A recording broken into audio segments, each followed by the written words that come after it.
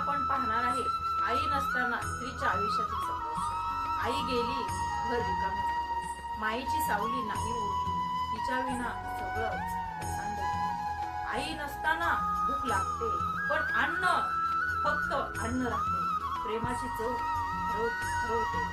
तिच्या हाताने वाढलेली भाकरी कधीच दुसऱ्याच्या हाताने तशी लागत नाही।